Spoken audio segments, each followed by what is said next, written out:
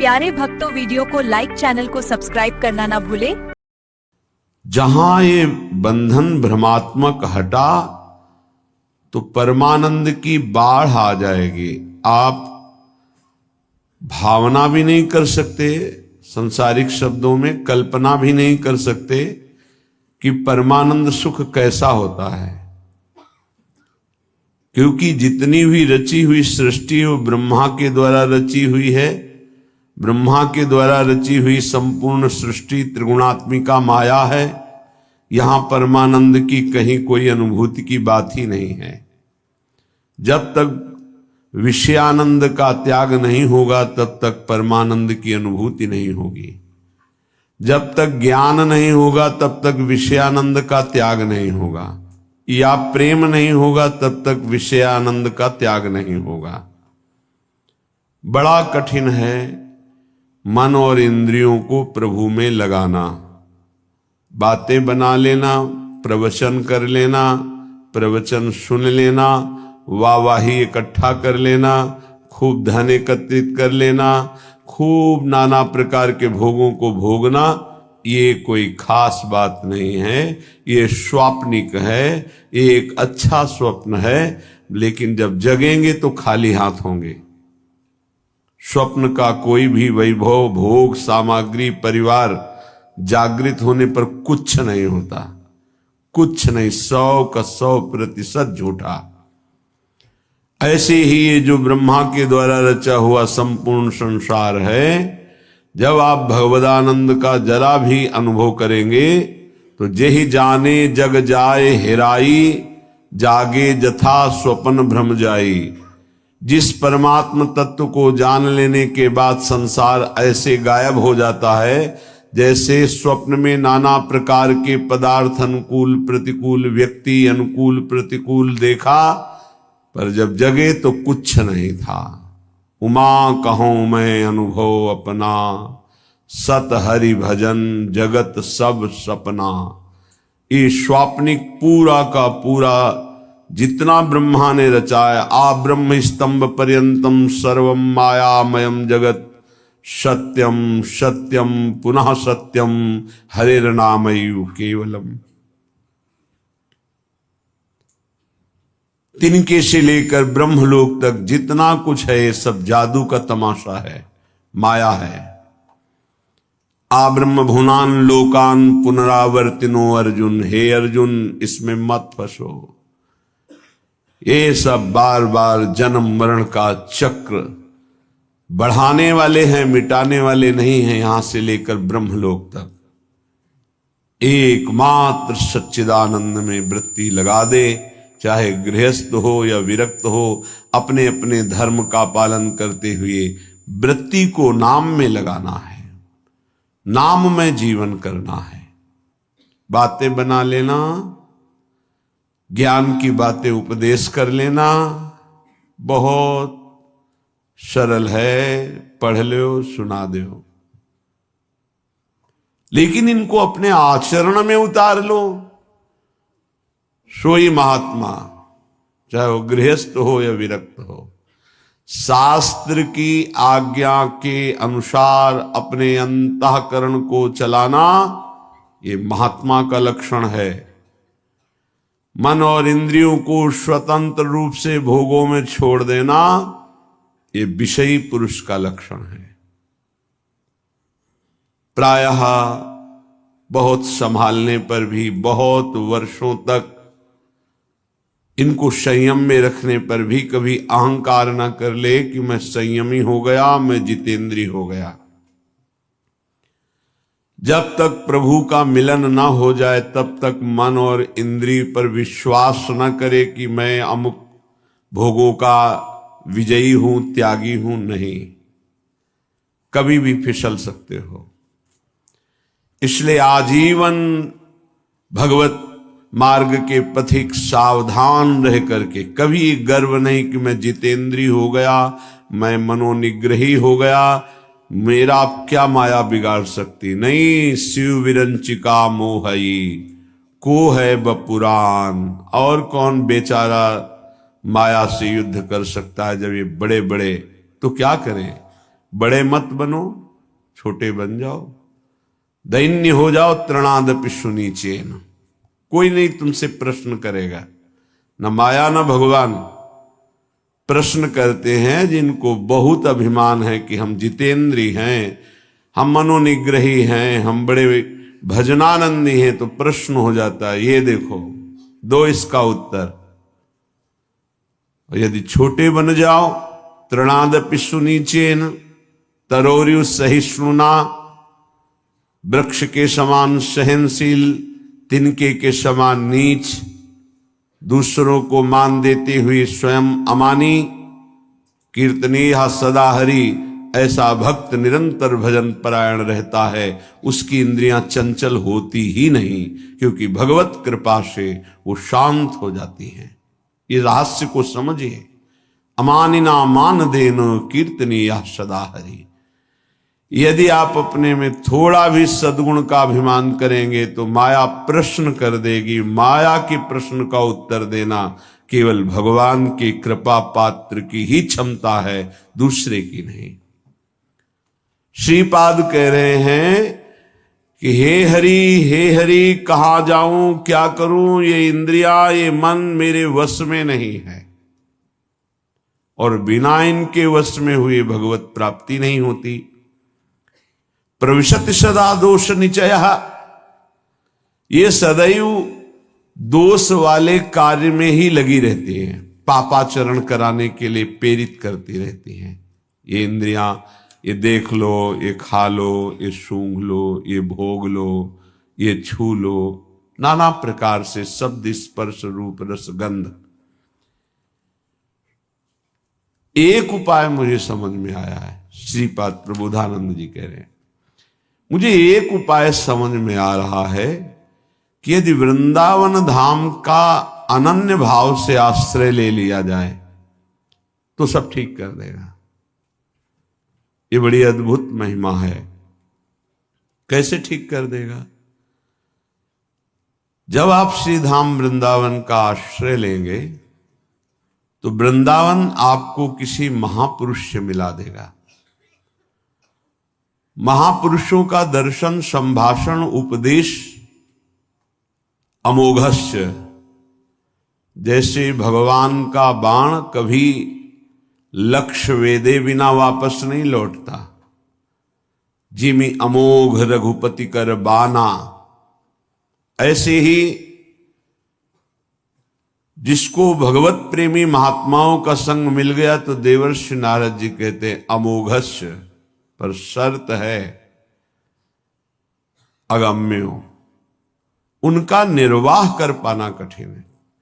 4 दिन श्रद्धा तो कोई भी रख सकता है, लेकिन आजीवन उन पर कभी दोष दर्शन न हो, उनकी आज्ञा का उल्लंघन न हो, धैर्यपूर्वक उनके आश्रित बने रहो।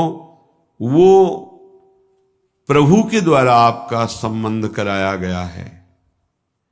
जो हम किसी महापुरुष से मिलते हैं, ये हमारे सुकृत नहीं है, ये हरि कृपा है। जो प्रभु मोहि अनुग्रह कीन्हा, तो तुम आई दर्श हठ दीन्हा। भगवत अनुग्रह से भगवत प्रेमी महात्माओं का संग मिलता है। भगवत प्रेमी महात्माओं के संग से हमारे दुष्संग का नाश हो जाता है। सर्वसंगोपहो हिमाम, जो संत संग है वो समस्त संगों से आपको अलग करके एकमात्र श्री भगवान में आसक्ति प्रदान कर देगा। इसीलिए श्रीपाद कह रहे हैं आप श्री धाम वृंदावन का अनन्य आश्रय ले लो। वास सब कोई नहीं कर पाएगा। यहां का वास करना, वही फल जो वास करने से मिलता है आश्रय से मिल जाएगा। आश्रय ले लो तो आपको पता नहीं कौन महापुरुष है। संत महापुरुषों की पहचान केवल भगवान जानते हैं, या उसी कोटि का महापुरुष हो तो जानते हैं, अन्यथा नहीं। तो श्रीधाम वृंदावन महापुरुषों की खेती है। जैसे गन्ने की खेती, एक से एक गन्ना, ऐसे ही खेती है, प्रेम खेत इसे कहा गया है। अद्भुत खेत, महामनमथ को, महामनमथ महाप्रेम को कहते हैं। काम भी मन को मथता है, इसलिए उसे भी मनमथ कहा गया है, और प्रेम भी मन को मथ करके, निर्विकार करके प्रियालाल में कर देता है, इसलिए इसको भी मनमथ कहा गया है। प्रियालाल की लीला गायन में जहां मनमथ शब्द आवे, काम शब्द आवे, तो उसका अर्थ सीधा प्रेम होता है। और संसार के संबंधों में अगर प्रेम भी शब्द कहा जाता है तो काम ही है। देह भाव को लेकर जो भी राग होता है उसे चाहे प्रेम कहो, आसक्ति कहो, काम कहो, मोह कहो, वो है। विशुद्ध अनुराग प्रेम सार्थक होता है स्वरूप में, आत्म तत्व में, देह में नहीं। आत्माओं की परम आत्मा जिसे परमात्मा कहते हैं, ईश्वरों के परम ईश्वर जिन्हें कहते हैं, वो हमारे प्रभु नित्य बिहारी श्री लालजू महाराज हैं।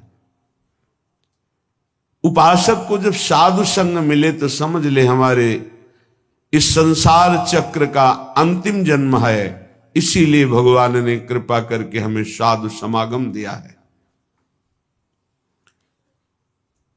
अध्यात्म का प्रभाव तभी पड़ता है जब ना अर्थ लिया जाए और ना अर्थ दिया जाए। अर्थ लेने की भावना से अध्यात्म का उपदेश देने पर रंग नहीं चढ़ेगा, और अर्थ देकर के अब अध्यात्म सुनने से अर्थ की प्रधानता होने के कारण, रजोगुणी वृत्ति होने के कारण, दैन्यता ना होने के कारण वो उपदेश को ग्रहण नहीं कर पाएगा। जिसके हृदय में केवल भगवत प्राप्ति लक्ष्य है, केवल भगवदानंद लक्ष्य है, उसी लक्ष्य को रख करके चर्चा की जाए, और केवल भगवत कृपा है इसलिए मुझे साधु संग मिला, सुनने को मिला, ये भाव रखा जाए तो कथन और श्रवण से निश्चित भगवत प्राप्ति का मार्ग प्रकाशित हो जाएगा। जब तक भगवदानंद के सिवा और कोई आकांक्षा अंदर रखी जाती है तो उसे कपट कहते हैं। यदि कपट रख करके अध्यात्म की चर्चा की जाए तो उसका कोई प्रभाव न कथन करने वाले पे पड़ता है, न श्रवण करने वाले पे पड़ता है। चौथी भगति मम गुणगन करई कपट तजी गान।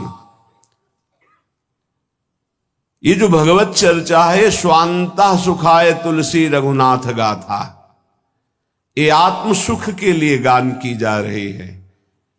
मान प्रतिष्ठा, यश, कीर्ति, रुपया, पैसा, भोग सामग्री, प्रणाम, नमस्कार, वाहवाही, ये सब इसका लक्ष्य नहीं। अगर ये लक्ष्य है तो प्रभाव नहीं पड़ेगा, न कथन से न श्रवण से। यदि भगवद आनंद लक्ष्य है तो श्रवण सुनत प्रापक रति राधा पद अम्बुज सुकुमार। सुनने मात्र से प्रियालाल के चरणों की प्रीति हृदय में प्रकाशित हो जाएगी। गावत श्रवणन सुनत सुखाकर विश्व दुरित दवनी।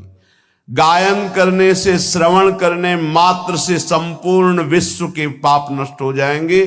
कोई भी कहीं भी हो, यदि वो कान में भगवत चर्चा सुन ले तो श्रवण द्वार जाकर हृदय के संपूर्ण मलिनताओं का, पापों का ये शब्द नाश कर देंगे।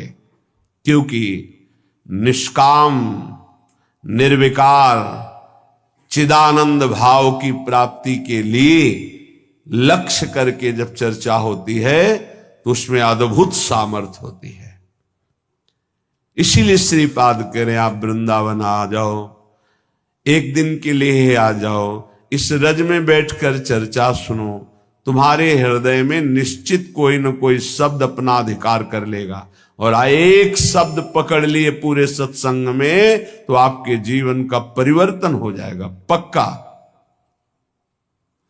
श्रीपाद कह रहे जाति प्राण धनानि यान्तु सुयशो राशि परीक्षीयताम् सद्धर्मा विलयम प्रयान्तु सततम सर्वैश्चन्निर्भर्त्स्यताम् आधिव्याधि सतेन जीर्यतु वपुर्लुप्तो प्रतिकारतः श्री वृंदा विपिनम तथापि न मनाक् त्यक्तुम ममास्ताम मतिः। न तुम्हारी जाति काम में आएगी, न तुम्हारे प्राण किसी काम के रहेंगे, न तुम्हारा धन तुम्हारे साथ जाएगा, न तुम्हारा परिवार, सब यही छूट जाएगा। देखो, जो पंचभूत हैं वो सबके एक ही हैं। पंचभूतों से बना हुआ है शरीर, जैसे हमारा वैसे ही आपका। इसमें कोई घटा बढ़ी नहीं है कि 80% हमारा, 75% आपका, 100% उनका, ऐसा नहीं। 100% पंचभूतों से जैसे ये बना है ऐसे आपका बना है, और 100% जैसे हमारा भगवान का अंश स्वरूप है आत्मा, वैसे ही आप सबके, किंचन मात्र कोई अंतर किसी से नहीं। ये जो विविध प्रकार के धर्म, लोक धर्मों की व्यवस्था की गई है, वो भगवत प्राप्ति के लिए की गई है। एक दूसरे पर घृणा, नफरत, लड़ाई झगड़ा, ऊंच नीच, इसके लिए नहीं की गई। एक लोक धर्म है। पर जब आप भागवत धर्म में स्थित होने की बात सोचेंगे तो तेज लोक धर्मान, श्री भगवान ने ही संपूर्ण सृष्टि की रचना की ब्रह्मा जी के रूप में। उन्होंने ही सारी व्यवस्था की युग धर्म के अनुसार। वही भगवान श्री राम जो हरि हैं, जिनके नाभि कमल से ब्रह्मा प्रकट हुए, सबरी जी के सामने बैठे कुश की चटाई पर, बड़े बड़े योगियों के द्वारा पावन किए हुए हृदय कमल में जिनका पधारना कठिन होता है, सबरी माई के सामने बैठे हुए। कौन है सबरी मैया? सब दंडकारण्य के ऋषि, बड़ा ऐसा मतंग ऋषि, सबरी की भावना को पहचाना और अपने पास में कुटिया बनाई और कहा, बेटा तुम निश्चिंत होकर यहां भजन करो। ये बड़े बड़े ब्रह्म ऋषि जन क्यों नहीं समझ पाए सबरी जी को कि इतनी उच्च कोटि की महान भक्ता है? क्योंकि उन्हें अपने ब्राह्मणत्व का, अपने तप का, अपने साधन का ब्राह्मणत्व है। ये भगवान किसी की भी कुटिया में नहीं गए, किसी की तरफ देखा नहीं, उनकी तरफ देखा जो सबरी जी पर भाव रखते थे। तो उनसे पूछ लेते थे कि सबरी मैया का आश्रम किधर है। संभाषण कर लिया, देख लिया, आश्रम किसी के नहीं। और जो ऐसा सोचते थे कि मैं तो इतने 1000 वर्ष से तप कर रहा हूं, भगवान तो मेरे यहां आएंगे ही, भगवान ने देखा भी नहीं, संभाषण भी नहीं किया। आश्चर्य है, भगवान सबरी जी के सामने कुशासन में बैठे हुए। सबरी जी एक एक बेर भगवान को दे रही है, जो रोज भाव से चयन करती थी। भगवान उसे बखान बखान के पार है। फिर भगवान सबरी जी की स्तुति करते हैं।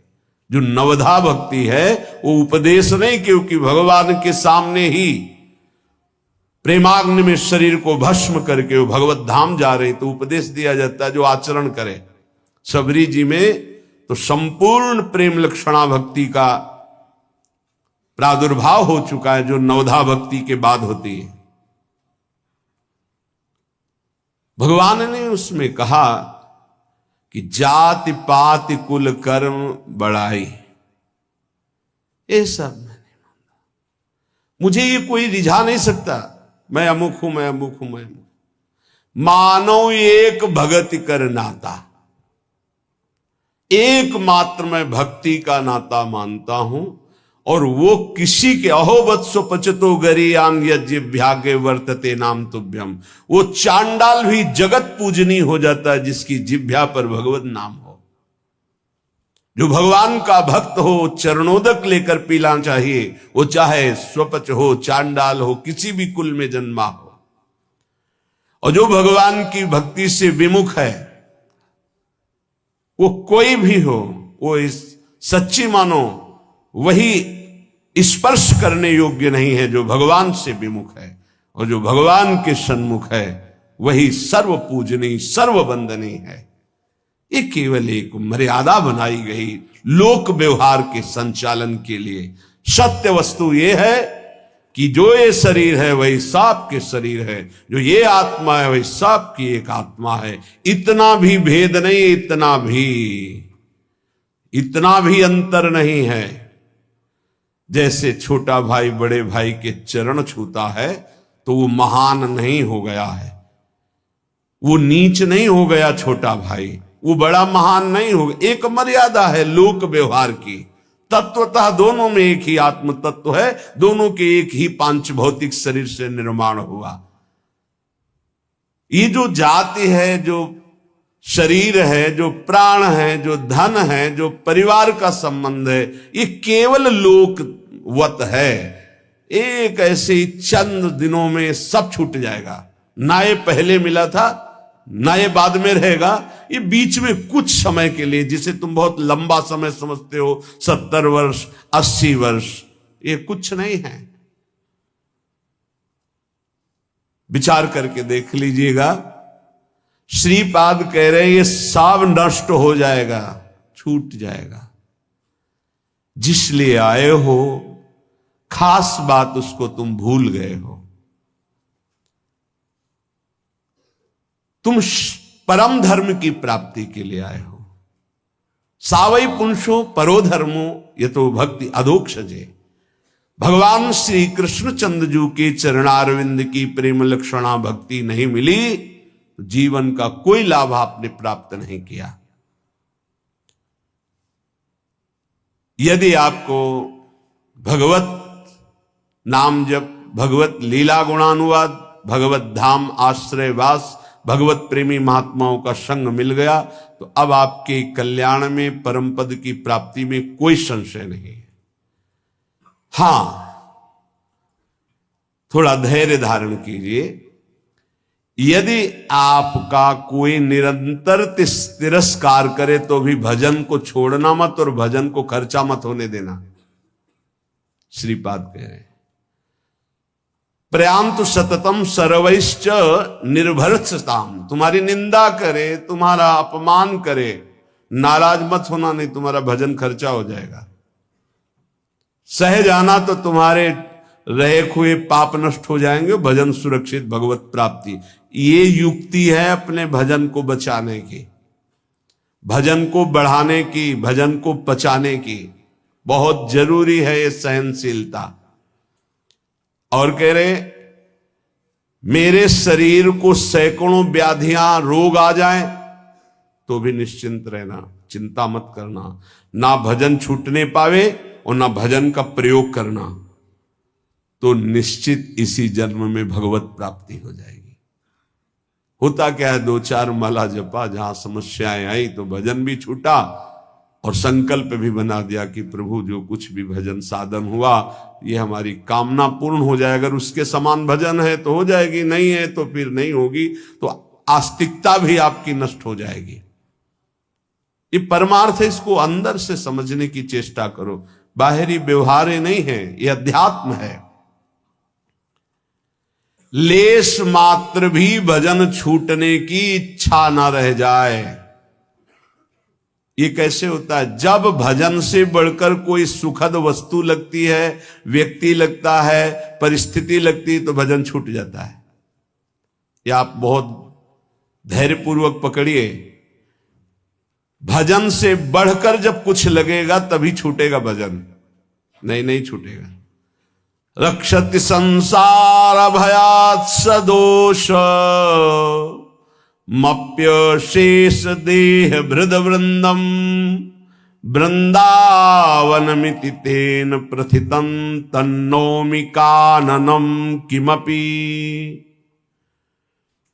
यहां का एक प्रभाव है कि चाहे जितना पापी नीच दोष युक्त पुरुष हो, जहां वृंदावन का आश्रय और करुणा से कहीं उसको कुछ दिन वास करने की रुचि हुई, तो प्राणी समूह के समस्त पाप और दोषों का नाश करके अनिर्वचनीय भाव अंदर भर देना, यह धाम की कृपा। सत्य सत्य सत्य, अनिर्वचनीय भाव हृदय में भर देना, ये धाम की कृपा। कैसे वाणी की सामर्थ्य नहीं कि श्रीधाम वृंदावन